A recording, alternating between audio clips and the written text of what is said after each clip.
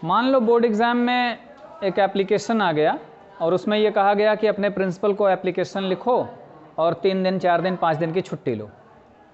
समस्या ये आती है बोर्ड एग्जामिनेशंस में कि जब इस तरह का क्वेश्चन आता है एप्लीकेशन या इनफॉर्मल लेटर भी आ जाता है, तुम्हें मानना पड़ता है। जैसे मान लो बोर्ड एग्जाम में कह दिया कि बहन के विवाह में अपने मित्र को आमंत्रित करो, invite your friends in your sisters marriage, Elder sisters marriage. तो तुम्हारी बहन हो या ना हो, वहाँ ये नहीं है कि हमारी बहन ही नहीं है। तुम लिख दो, परीक्षा में लिख दो कि हमारी बहन ही नहीं, बड़ी बहन, तो किसका विवाह में हम आमंत्रित करें। ऐसी मूर्खता नहीं कर सकते, तुम्हें ये एज्यूम करना पड़ेगा, मान लेना पड़ेगा। वहाँ तुम्हारे पास काफ़ी छूट होती है कि तुम कैसे सिचुएशन वहाँ बना ले जाओगे, ये सुविधाजनक हो जाता है। रियल सिचुएशन तो तुम्हें मिलती नहीं है। जैसे मान लो कि लिख दिया इलनेस के लिए छुट्टी। इलनेस के लिए छुट्टी बहुत सड़ा हुआ एप्लीकेशन है, बीमारी के लिए छुट्टी। थोड़ा सा अलग, मैंने थोड़ा सा कठिन किया लेकिन बहुत आसान फिर भी है कि माँ बीमार है और उसकी देखभाल के लिए छुट्टी लेनी है। तो कारण तो दिखाओगे भाई, पिता कहाँ है, क्या करते, तुम कुछ भी लिख सकते हो, कुछ भी, तुम स्वतंत्र हो। ये तुम्हें इमेजिन करना है, वहाँ कारण दिखाना है प्रिंसिपल साहब को कि भाई तुम्हें छुट्टी क्यों चाहिए, 2 दिन 4 दिन 5 दिन, जितने दिन की छुट्टी तुम्हें पेपर में पूछ लिया है, कितने दिन की छुट्टी मांगनी है। तो देखो पहले फॉर्मेट देखो, मैंने ये पेज बनाया है ब्लैक बोर्ड पे, एक ऐसे लाइन खींचकर पेज बनाया। अब ब्लैक बोर्ड पर उतना छोटा छोटा लिखा नहीं जा सकता, एप्लीकेशन पूरा आया नहीं, ये पेज और लंबा नहीं हो सकता क्योंकि इधर फिर दीवार है और दीवार बिल्कुल हमारी भारतीय संस्कृति की तरह उधड़ी हुई है।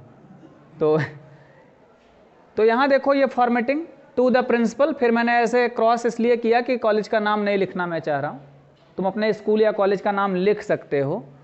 लिखने के बाद फिर वो किस गांव में किस जगह पे है शहर का, फिर यहाँ वाराणसी उत्तर प्रदेश ये लिखा। फिर डेट जो ऑफिशियल लेटर में डालने का सटीक तरीका ये है, लेकिन अगर तुम वैसे भी 24 और ऐसा स्लैश लगा के 01/2001 लिखते हो तो ये कोई बहुत बड़ी गलती नहीं है। लेकिन ये ध्यान रखो आगे चल के कहीं तुम जॉब के लिए अच्छी जगह लिखो तो कोशिश करो कि इसको फॉलो करो।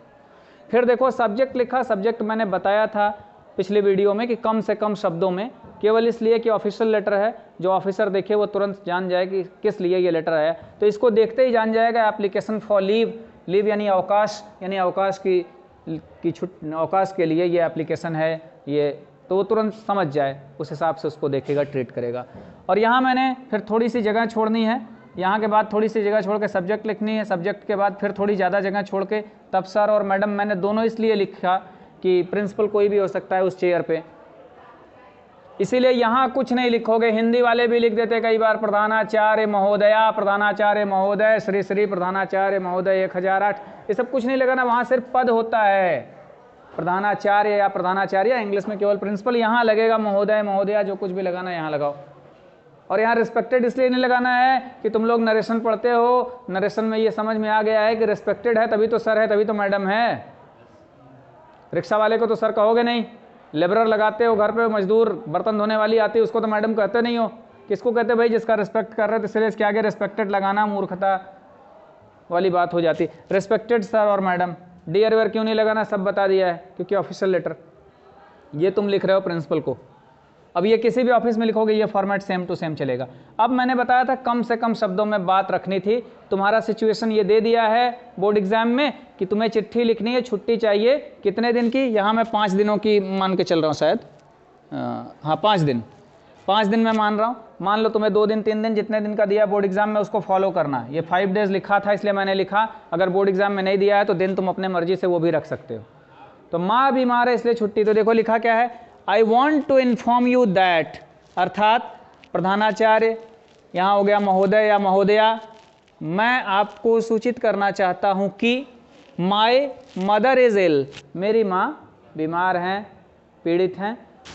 My father works in Indian army. अब ये इमेजिन किया, ये सिचुएशन में नहीं था, क्योंकि माँ की तुम्हें सेवा करने की छुट्टी चाहिए तो पिता हो सकते हैं, तो मैंने कहा नहीं पिता को बाहर ही दिखा दो, ज़्यादा आसान है, प्रिंसिपल तुरंत तुम्हें छुट्टी दे देंगे या दे देंगी।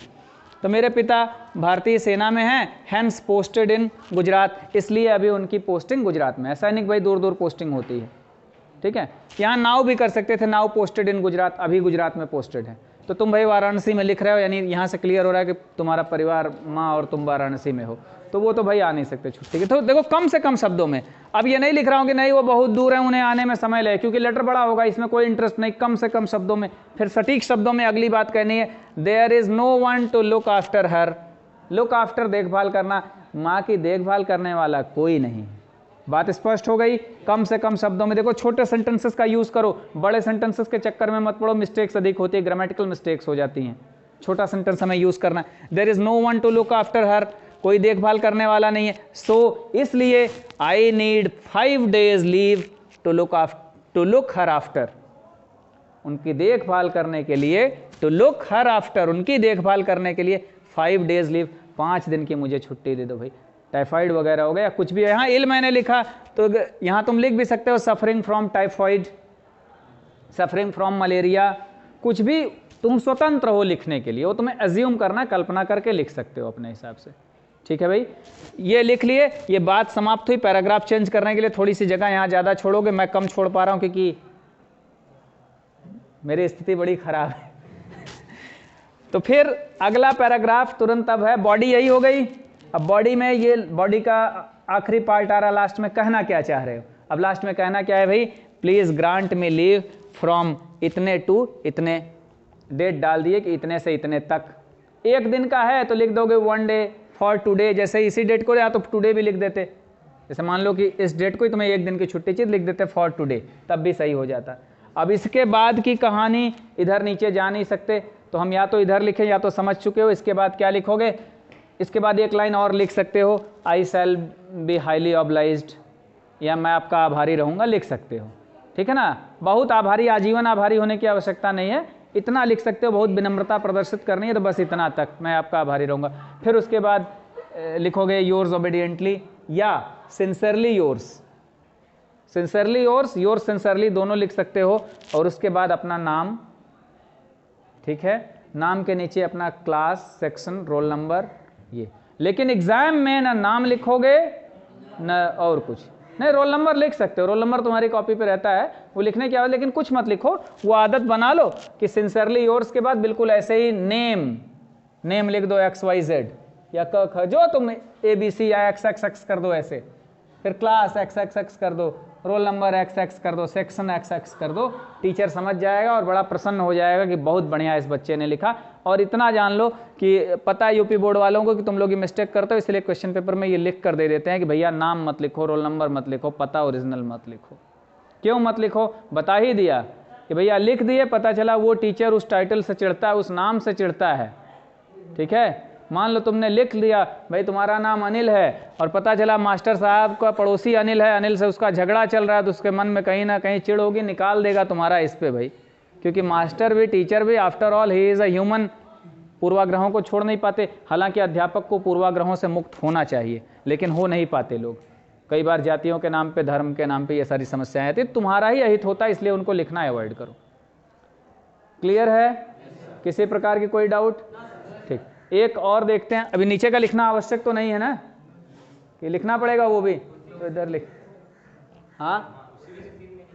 हाँ भैया इसी के बाद लिखोगे, बता तो रहा हूँ। सैल्यूटेशन जो इसके बाद, सॉरी, जो इसकी एंडिंग आएगी, इसके बाद फिर थोड़ी सी जगह छोड़ के लिखेंगे कि योर्स ओबीडियंटली, सिंसियरली योर्स, दोनों में से एक लिखेंगे। योर्स ओबीडियंटली लिख दिए तो सिंसियरली योर्स नहीं लिखेंगे। सिंसियरली योर्स हर जगह लिख सकते हो ऑफिशियल लेटर में, ठीक है ना। योर्स सिंसियरली, सिंसियरली योर्स दोनों तरीके से लिखा था, आगे पीछे करके, दोनों ही शुद्ध हैं। इसके बाद अपना नाम, क्लास, सेक्शन। अब ये ऑफिशियल लेटर स्कूल के लिए था तो ऐसे था।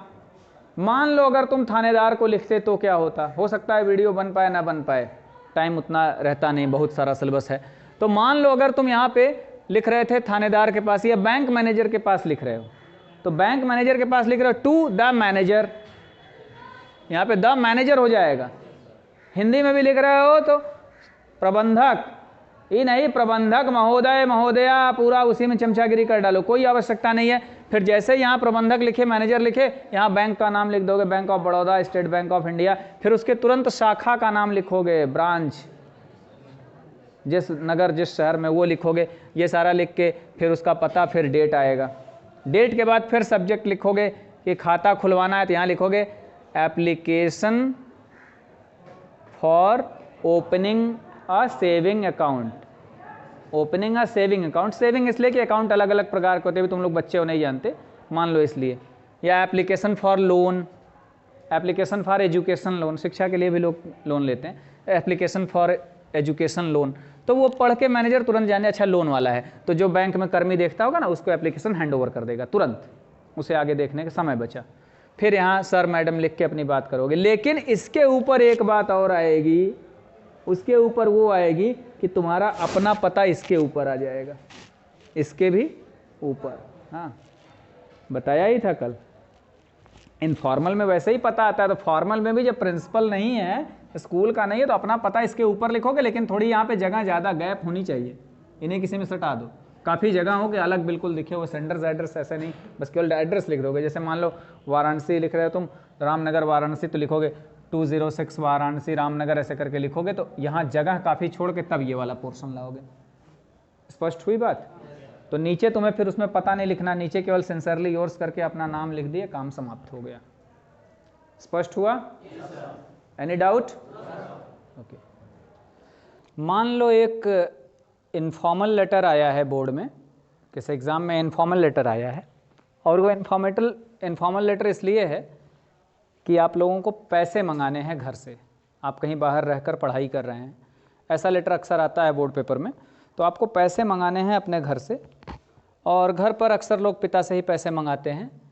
लेकिन मैंने यहाँ फादर, मदर, ब्रदर तीनों लिख दिया है कि हो सकता है आपके पिता बाहर रहते हों तो माँ से मंगाएंगे, और या तो हो सकता है आपके बड़े भाई साहब कमाने वाले हों तो उनसे मंगाएंगे। तो मैंने ये तीनों लिखा, आपका जिस पे बोर्ड पे आता है आप उसको यहाँ एड्रेस करेंगे। तो ये देखो फॉर्मेट फिर मैंने वही रखा है।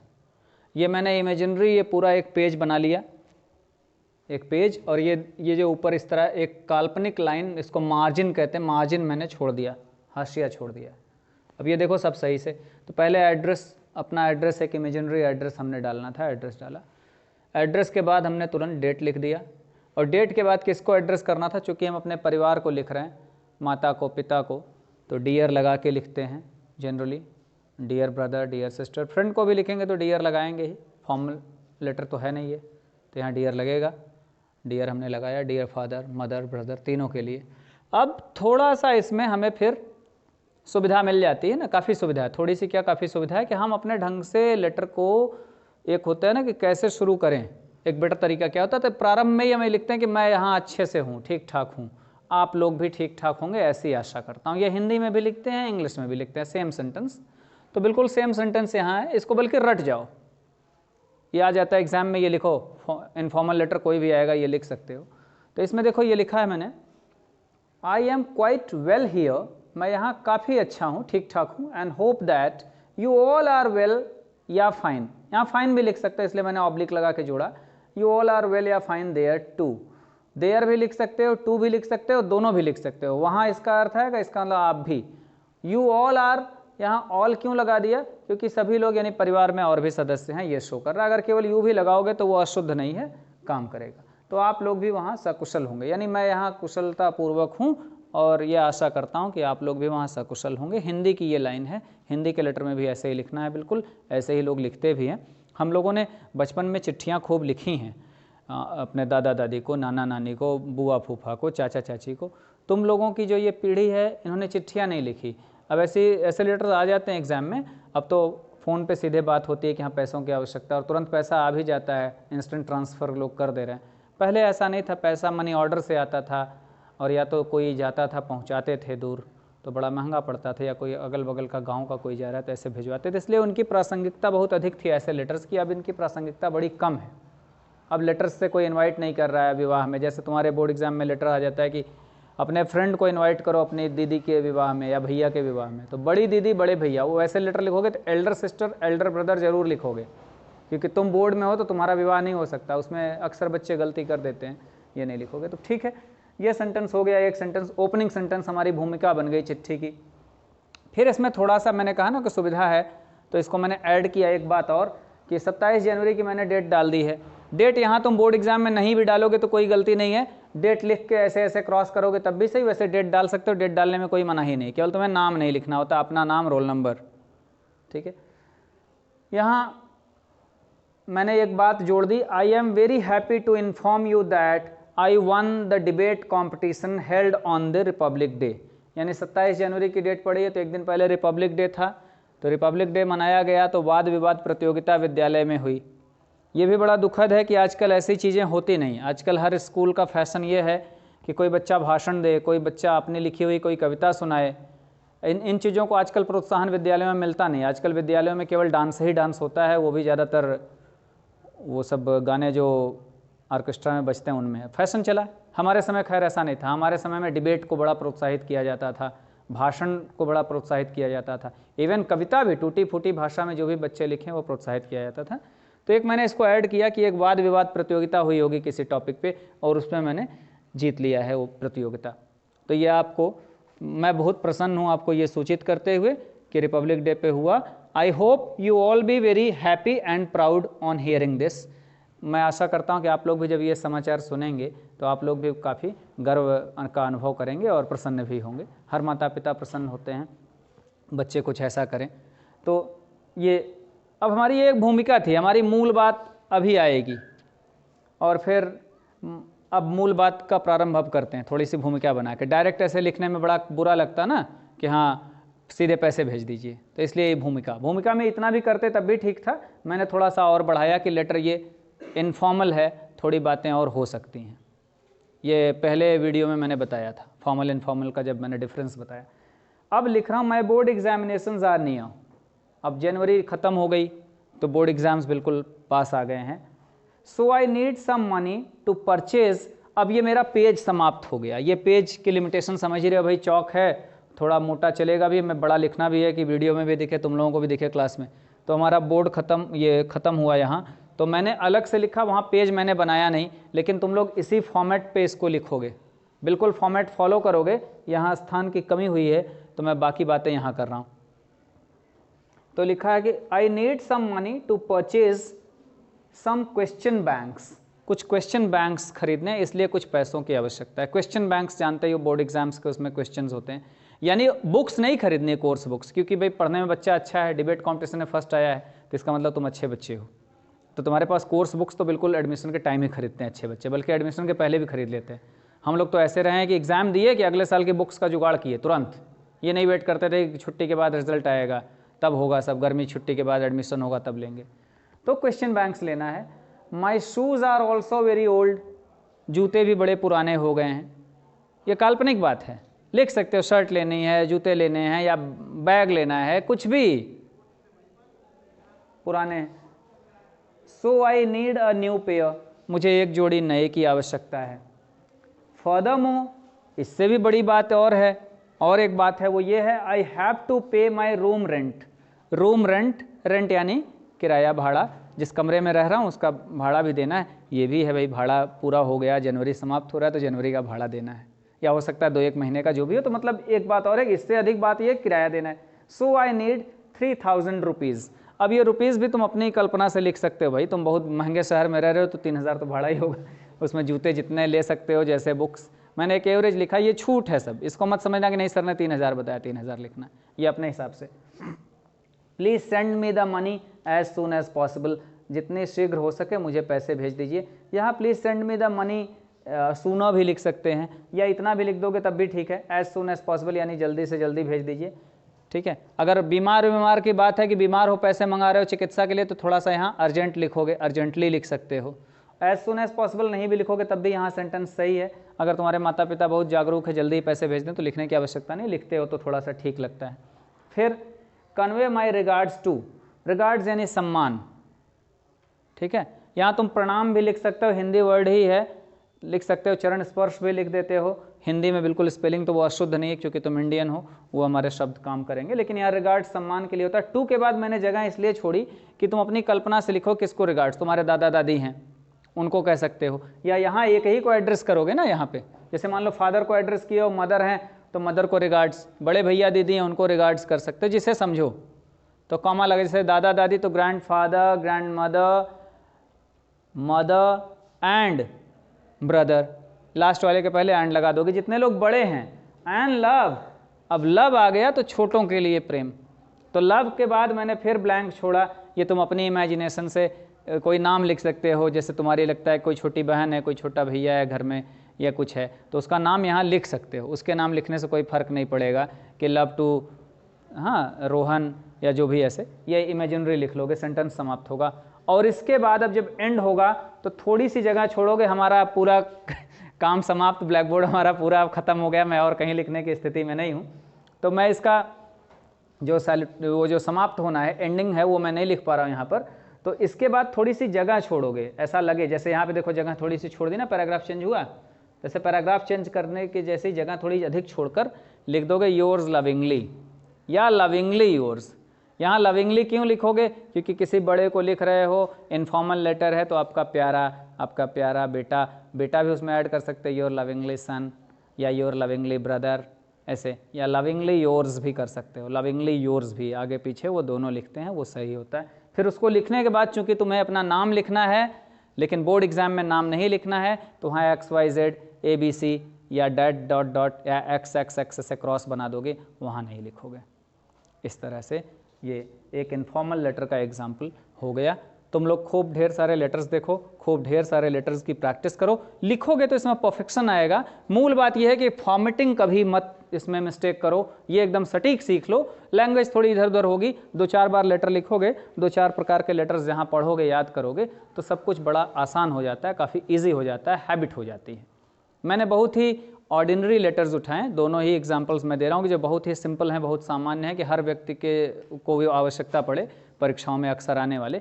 बाकी तमाम प्रकार के लेटर्स और भी हो सकते हैं। यहाँ पर तुम अपने मित्र को भी एड्रेस कर सकते हो, अपनी बहन या बड़े भाई के विवाह के लिए, इस तरह से। तो ये लेटर राइटिंग हर व्यक्ति के जीवन में बहुत इंपॉर्टेंट है। मैंने पिछले क्लास में भी बताया था कि इसमें मिस्टेक्स बहुत ज़्यादा होती हैं, बहुत ज़्यादा मिस्टेक्स हो रही हैं लोगों की। फॉर्मेटिंग एकदम करेक्ट रखो और कुछ लाइंस तो रट ही जाओ 2-4 प्रकार की, और जहाँ 2-4 प्रकार के किए तुम्हारा एकदम मस्तिष्क अपने आप कंडीशनड हो जाता है, बनाने लगते हो।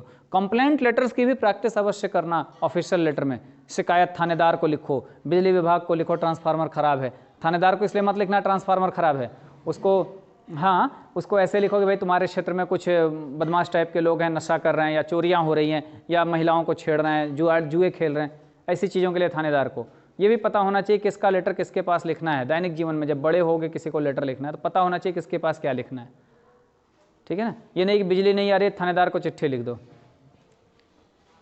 ये इस तरह के कंप्लेंट लेटर्स बैंक में लिखना लोन लेने के लिए, और या खाता खुलवाने के लिए, या खाता बंद हो गया उसको दोबारा चालू कराने के लिए, ऐसे तमाम आवश्यकताएं पड़ती हैं। तो ठीक है, खूब प्रैक्टिस करो। इसमें कोई डाउट तुम लोगों को? एकदम क्लियर है? ये यहाँ मैंने अलग से लिखा है लेकिन इसी तरह पेज पे तुम लोग फॉलो करोगे।